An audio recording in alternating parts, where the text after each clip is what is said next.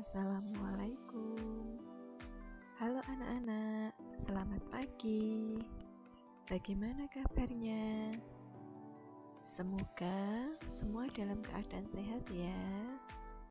Anak-anak, sebelum memulai pelajaran pada pagi hari ini, alangkah baiknya kita berdoa terlebih dahulu. Menurut agama dan kepercayaan kita masing-masing, berdoa mulai. Selesai.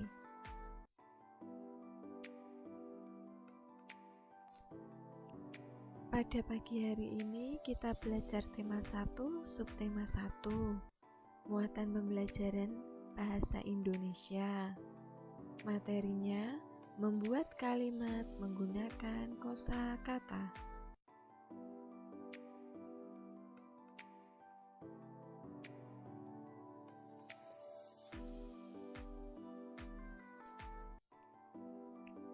Kosakata adalah perbendaharaan kata atau susunan kumpulan kata yang dimiliki, diketahui, dan dimengerti oleh seseorang, digunakan untuk membuat kalimat.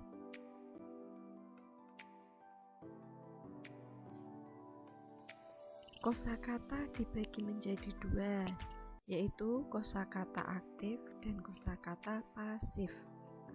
Kosakata aktif adalah kosakata yang frekuensi penggunaannya sangat sering dipakai dalam berbicara dan menulis.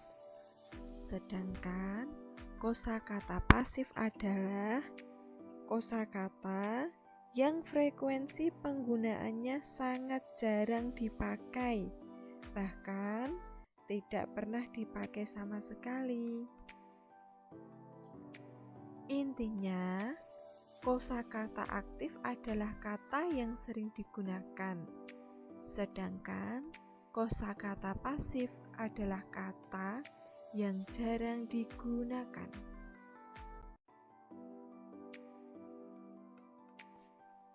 Kalimat adalah susunan kata.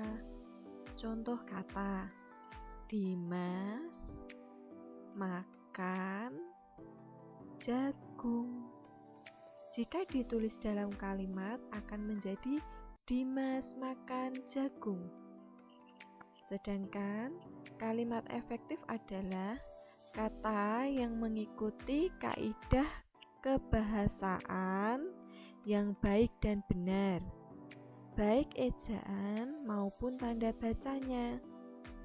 Tujuan kalimat efektif yaitu agar mudah dimengerti dan kalimatnya jelas. Kaidah bahasa yang jadi pedoman adalah kaidah bahasa Indonesia yang disempurnakan atau disingkat dengan EYD.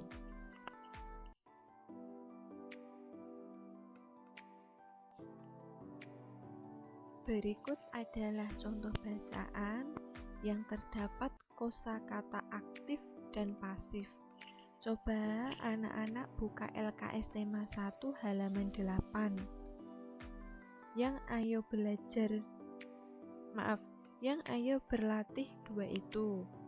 Di situ ada bacaan perkembangbiakan makhluk hidup. Coba anak-anak amati. Dalam bacaan ada beberapa kata yang dicetak tebal. Di situ ada kata berkembangbiak, punah, vivipar, ovipar, ovovivipar, spora, tunas, dan okulasi. Coba anak-anak amati dulu dan pahami bacaannya.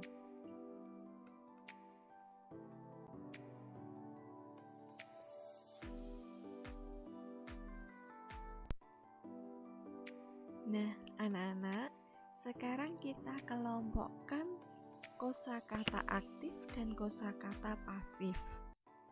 Dari bacaan perkembangbiakan makhluk hidup, telah ditemukan kosakata aktif yaitu berkembang biak, punah, spora, dan tunas.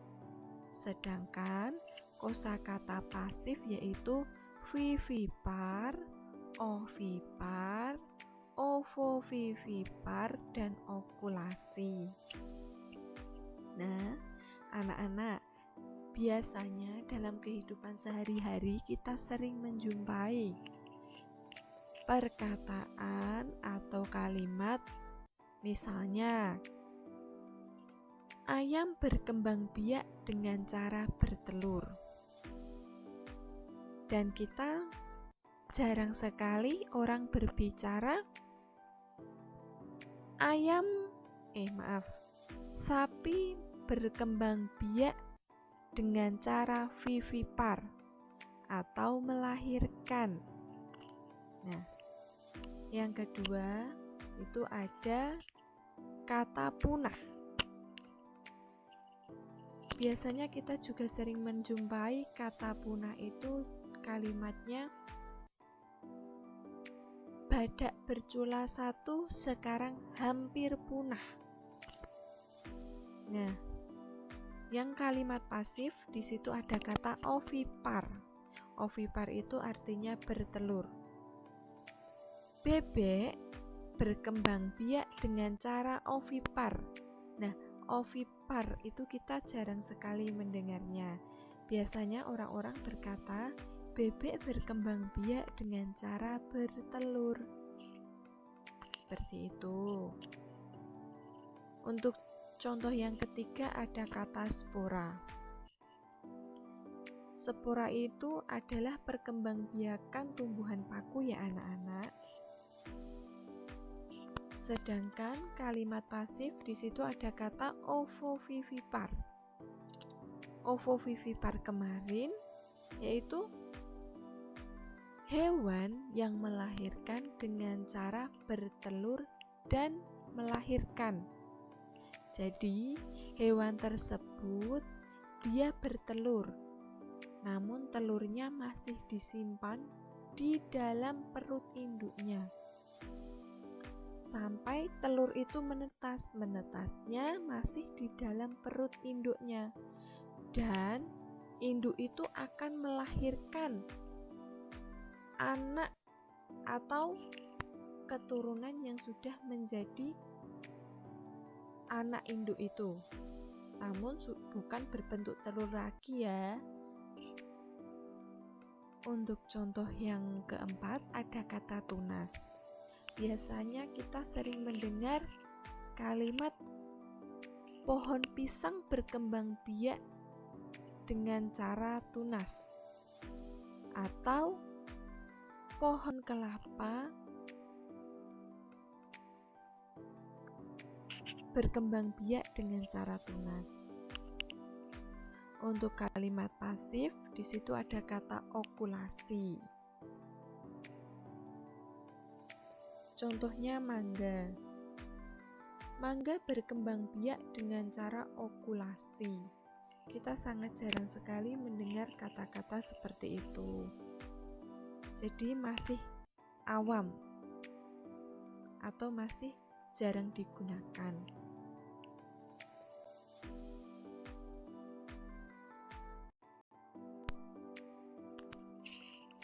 Ciri-ciri kalimat efektif.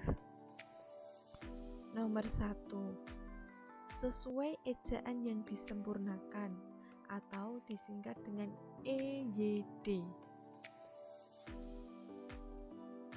Makna sama, tidak boleh diulang. Contohnya, aku hanya mandi sekali saja. Di situ, hanya dan saja itu memiliki makna yang sama. Jadi, kita hilangkan salah satu. Di situ, Bu Cahya untuk kata saja, Bu Cahya coret ya. Jadi, kalimatnya tinggal aku hanya mandi sekali. Ciri kalimat efektif yang kedua yaitu memiliki unsur subjek dan predikat. Subjek adalah orang yang melakukan pekerjaan tertentu dalam kalimat. Kata benda nama panggilan orang, hewan, tumbuhan, benda, atau masalah. Contohnya, ayah, intan, nenek, kelinci, kebakaran, musibah. Itu merupakan kalimat subjek.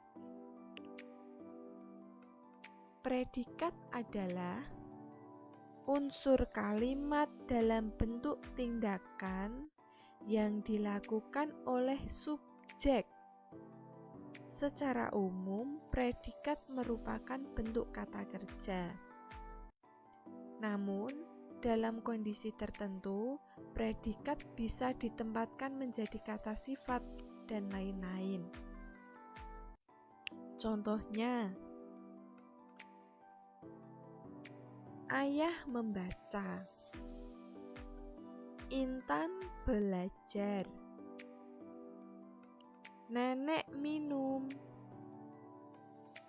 kelinci berlari. Sedangkan objek adalah unsur kalimat yang digambarkan sebagai sesuatu yang tunduk pada tindakan atau aktivitas subjek, atau apa yang dilakukan subjek mempengaruhi objek. Contoh kalimatnya, nomor 1 itu ada ayah membaca koran. Nah, di sini ayah itu adalah subjek. Ayah itu adalah nama panggilan ya. Kemudian membaca. Membaca ini adalah predikat. Di situ melakukan tindakan. Membaca itu melakukan tindakan. Koran itu adalah objek. Contoh yang kedua, Intan belajar bahasa Inggris. Di sini Intan adalah subjek, itu adalah nama orang. Belajar itu masuk predikat. Dia melakukan tindakan. Bahasa Inggris adalah objek. Ciri kalimat efektif yang ketiga. Kalimatnya jelas dan tidak ambigu. Ambigu itu tidak memiliki makna ganda. Di sini contoh kalimat jelas, aku minum jus. Aku itu subjek. Minum predikat, melakukan sesuatu. Jus adalah objek. Sampai di sini apakah anak-anak masih bingung? Jika anak-anak masih bingung, jangan sungkan, jangan ragu untuk bertanya ya. Tugasnya Bu Guru kirim lewat grup.